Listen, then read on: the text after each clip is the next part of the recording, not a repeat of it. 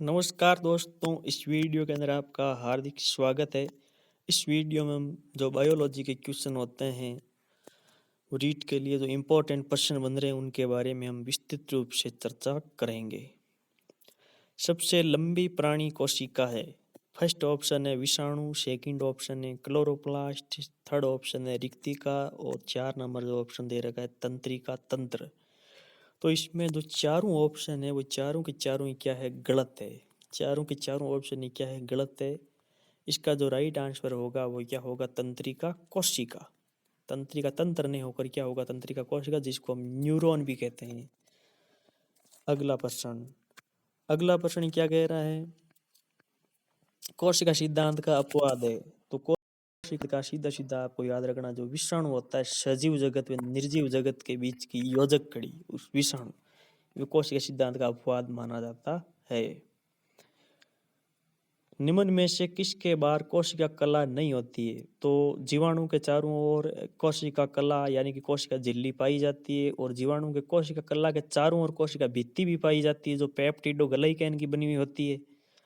Mycoplasma के अंदर कोशिका झिल्ली पाई जाती है, परंतु कोशिका भित्ति का अभाव होता है, इसलिए माइकोप्लाज्मा को जो सूक्ष्म जगत है उसका जोकर कहा जाता है। ये अपनी आकृति बदल सकता है।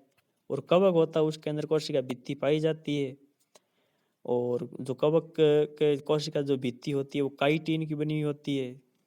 यह आपको ध्यान रखना है, काइटिन और पॉलीसेकेराइड की बनी होती है।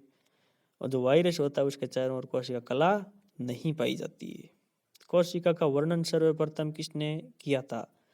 तो रॉबर्ट हुक नाम के वैज्ञानिक थे, उन्होंने सबसे पहले कोशिका की खोज की थी। और इन्होंने जो कोशिका की खोज की थी वो मृत कोशिका थी, वास्तव में कोशिका भित्ति दिखाई दे रही थी इनको केवल। जीवित कोशिका की खोज है वो ल्यूवेन हॉक ने, एंटोनी वॉन ल्यूवेन हॉक ने की थी। और बरोन मौदे हैं ये केंद्रक की खोज से संबंधित है।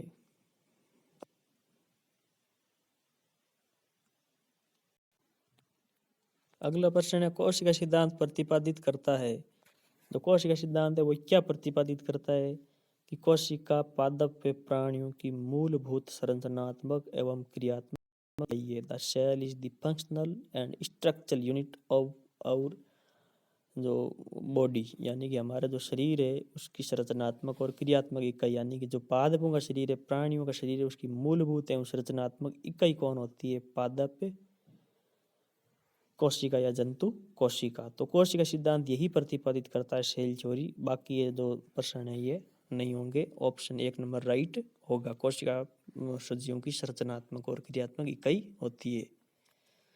अगला प्रश्न है, निम्नलिखित में से कौन सी संरचना केंद्रक विभाजन के समय एस्टर निर्माण में भाग लेती है।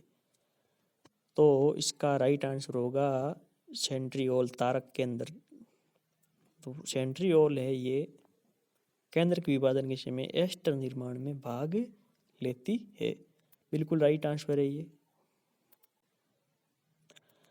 निम्नलिखित में से कौन सा कथन सही नहीं है। राइबोसोम कोशिका के ऊर्जा स्थल है, यही गलत है, क्योंकि पावर हाउस ऑफ सेल है वो माइटोकॉन्ड्रिया को कहा जाता है। लाइसोसोम को सुसाइड बैग्स कहते हैं, बिल्कुल सही है। वायरस में अपना एंजाइम तंत्र नहीं होता, यह भी बिल्कुल सही है। बैक्टीरिया में निश्चित केंद्र का आवरण नहीं होता, यह भी राइट है। तो सही नहीं है वो पूछा है आपको, राइबोसोम कोशिका की ऊर्जा स्थल, ये सही नहीं है, माइटोकॉन्ड्रिया होता है, यहाँ तो सही हो जाता। लाइसोसोम कोशिका के सुसाइड बैग्स कहलाते हैं, क्योंकि इनके अंदर हाइड्रोलाइटिक एंजाइम भरे होते हैं, ये इंपॉर्टेंट है। और ये हाइड्रोलाइटिक एंजाइम पाचन करने का काम करते हैं, जैसे इसके अंदर प्रोटीएज, इस प्रकार के कुछ एंजाइम होते हैं, एमाइलेज है।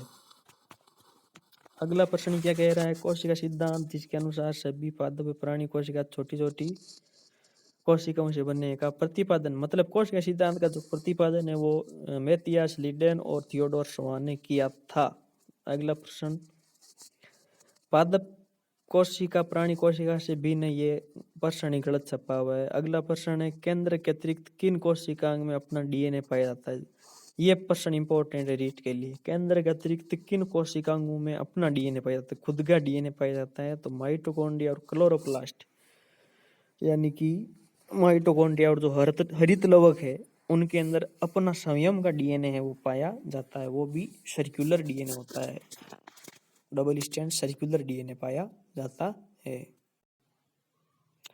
किस कोशिका अंगक में कैटाबोलिक एंजाइम अधिक होते हैं? बहुत बहुत इंपॉर्टेंट क्वेश्चन, यहाँ से पुटअप हो सकता है। किसी कौन सा कोशिका अंग है जिसके अंदर कैटाबोलिक एंजाइम अधिक होते हैं? तो आपको उत्तर देना है परऑक्सीसोम।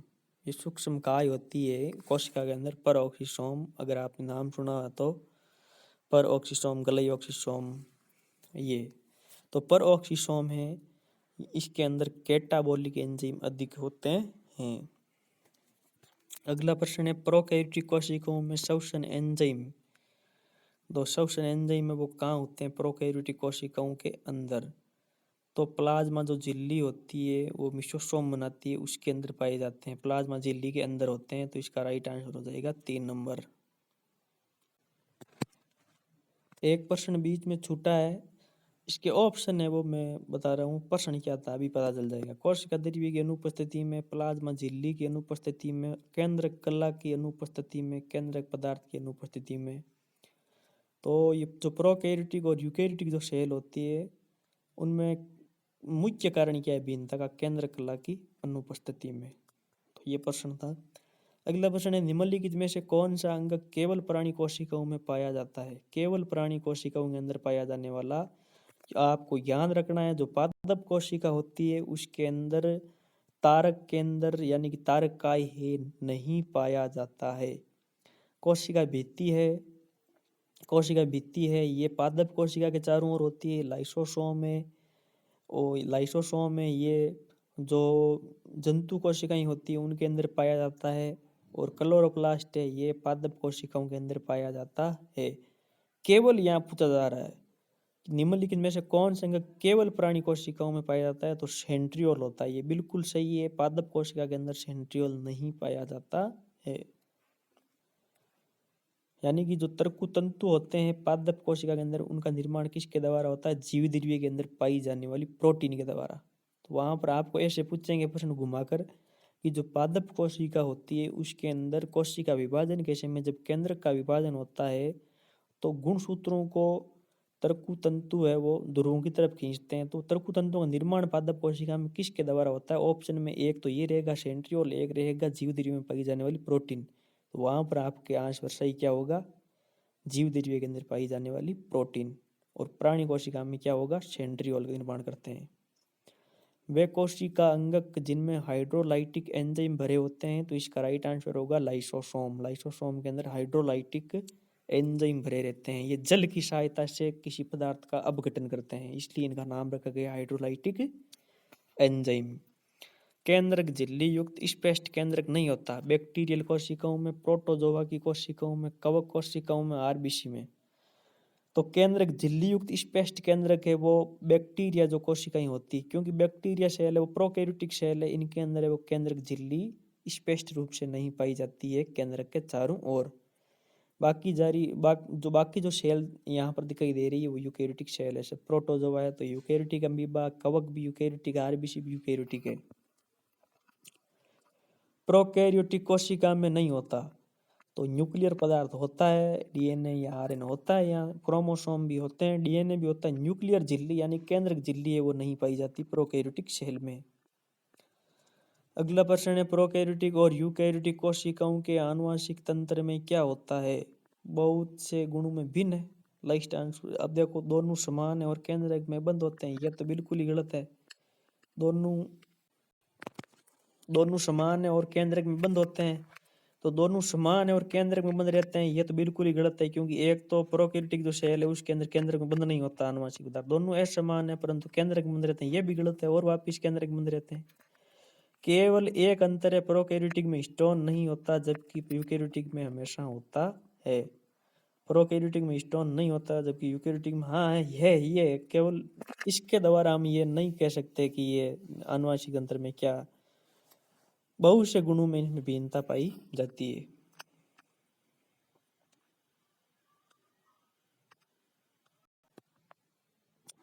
अगला प्रश्न है बैक्टीरिया और नीलहरी शैवालों में क्या होता है? केवल एक सहलगन ग्रुप अनुपस्थित, बहुत से सहलगन ग्रुप, आनुवंशिक तंत्र अनुपस्थित। तो इसका आपको पक्का ध्यान रखना है, केवल एक सहलगन ग्रुप उपस्थित होता है। यह आपको याद रखना। नील हरी शैवाल को ब्लू ग्रीन एल्गी भी कहा जाता है। और जो बैक्टीरिया होते हैं इनके अंदर केवल एक सहलगन ग्रुप पाया जाता है। अगला प्रश्न क्या है?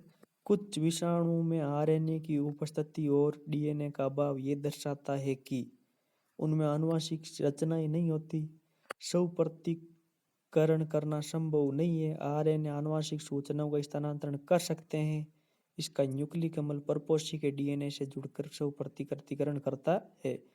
तो बाकी सब बकवास है। 3 नंबर जो ऑप्शन है वो राइट है, आरएनए है वो भी आनुवंशिक सूचनाओं का स्थानांतरण कर सकता है, क्योंकि कुछ विषाणु होते हैं उनके अंदर डीएनए होकर क्या होता है, आरएनए होता है, और आरएनए वो आनुवंशिक सूचनाओं का प्रवाही कर सकता है।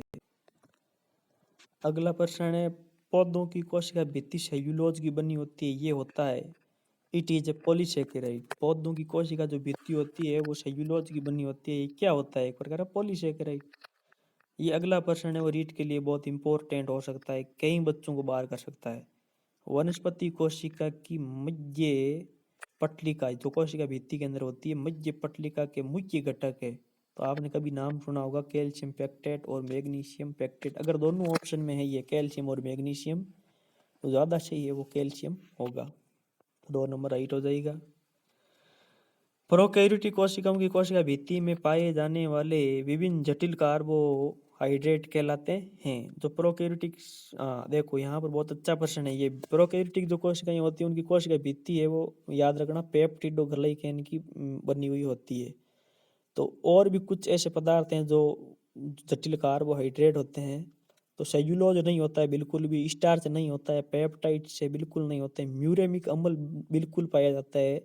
अगर उच्च लेवल की किताबों को पढ़ा जाए तो म्यूरेमिक अम्ल सही है। अगला प्रश्न, ग्राम बैक्टीरिया की कोशिका भित्ति को बनाने वाले सरल पॉलीसेकेराइड कहलाते हैं। ग्राम बैक्टीरिया होते हैं कि कोशिका भित्ति को बनाने वाले सरल पॉलीसेकेराइड कहलाते हैं टिकोइक अम्ल। ये कक्षा 11 के अंदर भी नहीं है, उच्च लेवल की बात है परंतु आपको याद रखनी है। ग्राम बैक्टीरिया नीट के लेवल का जो सिलेबस होता है नीट, उसके अंदर आता है ये। और ग्राम बैक्टीरिया की कोशिका भित्ति को बनाने वाले सरल पॉलीसेकेराइड कहलाते हैं। आपको याद रखना है टिकोइक अम्ल। अगला प्रश्न बनी होती है जो सेल मेम्ब्रेन है वो आपको याद रखना वसा और प्रोटीन की बनी होती है। वसा का मतलब फॉस्फोलिपिड और प्रोटीन। फॉस्फोलिपिड को वसा भी कहा जाता है, वसा को फॉस्फोलिपिड भी कह सकते हैं। तो ध्यान रखना फॉस्फोलिपिड और प्रोटीन की बनी होती है सेल मेम्ब्रेन कोशिका झिल्ली।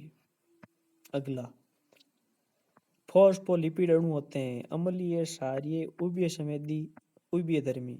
तो उभय संवेदी होते हैं ये, यानी कि इनका एक सिरा है वो जल रागी होता है और एक सिरा जल विरागी होता है। अगला प्रश्न है, प्लाज्मा झिल्ली से संबद्ध स्पेक्ट्रिन, साइटोक्रोम सी तथा एंजाइम इत्यादि उदाहरण है। ये प्रोटीन के बताए जा रहे हैं। कक्षा 11 से सवाल पुटअप हुआ है। प्लाज्मा झिल्ली से संबंधित स्पेक्ट्रिन, साइटोक्रोम सी तथा एंजाइम इत्यादि उदाहरण है आंतरिक प्रोटीन के, बाह्य या परिधीय प्रोटीन के, ग्लाइकोप्रोटीन के, लाइपोप्रोटीन के। तो ये बाह्य या परिधीय प्रोटीन है वो इसके उदाहरण होते हैं स्पेक्ट्रिन, साइटोक्रोम सी तथा एंजाइम इत्यादि। ये किसके उदाहरण है? बाह्य या परिधीय प्रोटीन। अगला प्रश्न है, प्लाज्मा मेम्ब्रेन की संरचना का यूनिट मेम्ब्रेन प्रतिरूप किसने दिया था? तो यूनिट मेम्ब्रेन थ्योरी है वो किसके द्वारा दी गई? ऑप्शन 4 दे रखे हैं, डासन ने, डेनियल तथा डासन ने, रॉबर्टसन ने, मिचेल ने। तो आपको याद रखना है रॉबर्टसन इकाई कला मॉडल है वो रॉबर्टसन के द्वारा दिया गया था। इकाई कला मॉडल है वो रॉबर्टसन के द्वारा दिया गया था। और आपको पूछे तरल मोजेक मॉडल है वो किसने दिया था? सिंगर और निकोलसन ने। अगला प्रश्न है, फ्लूइड मोजेक मॉडल के अनुसार प्लाज्मा झिल्ली की संरचना होती है फ्लूइड बहता हुआ तरल, अर्ध तरल प्रकार की। ये आपको याद रखना है अर्ध तरल प्रकार की। फ्लूइड मोजेक मॉडल जो मैं बात कर रहा था सिंगर निकोलसन मॉडल वही है अर्ध तरल प्रकृति।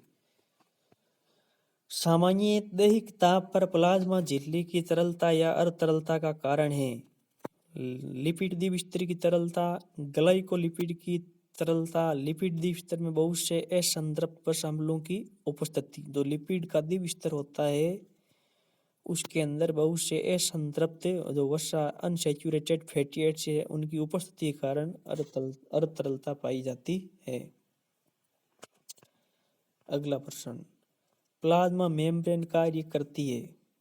प्लाज्मा जो मेम्ब्रेन है वो कार्य करती है ग्राहक प्रोटीन स्थल के रूप में, सीमांतक झिल्ली के रूप में, एक क्रियाशील सतह के रूप में। सभी सही है, ये ग्राही प्रोटीन की तरह जो प्रोटीन स्थल के रूप में उसकी तरह भी काम करती है और कोशिका की सीमा भी बनाती है और एक कोशिका के लिए क्रियाशील सतह भी प्रदान करती है। उपयुक्त सभी। अगला जो प्रश्न है, प्लाज्मा झिल्ली पर कोशिका विशिष्ट संकेतक अथवा रासायनिक निर्धारक होते हैं, ये सहायता करते हैं विशिष्ट उपापचय पदार्थों को ग्रहण करने में, अपने समान कोशिकाओं को पहचानने में, कोशिका संसंजन में, कोशिकीय अन्योन्य क्रिया में। तो प्लाज्मा झिल्ली पर कोशिका विशिष्ट संकेतक अथवा रासायनिक निर्धारक होते हैं। अगर किसी ने कैंसर रोग पड़ा है तो वो आसानी से इसका उत्तर दे सकता है। 2 नंबर इसका राइट आंसर होगा, अपने समान कोशिकाओं को पहचान में, क्योंकि जो कैंसर कोशिकाएं होती है आपने सुना होगा वो स्पर्श संदमन का गुण है वो खो देती है, तो इसी से संबंधित होता है विशिष्ट संकेतक अथवा रासायनिक निर्धारक होते हैं कोशिका झिल्ली पर, जो अपने समान कोशिकाओं को पहचानने में मदद करते हैं। अगला प्रश्न है, प्लाज्मा झिल्ली से होकर अवशिष्ट पदार्थों के निकलने की क्रिया को क्या कहते हैं। प्लाज्मा झिल्ली से होकर अपशिष्ट पदार्थों के निकलने की प्रक्रिया को क्या कहते हैं। तो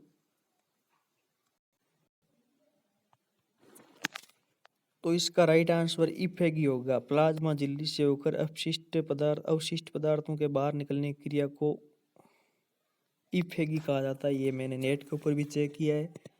वैसे अगर इफेगी नहीं होता तो यहाँ पर एक्सोसाइटोसिस से वो आंसर राइट होता।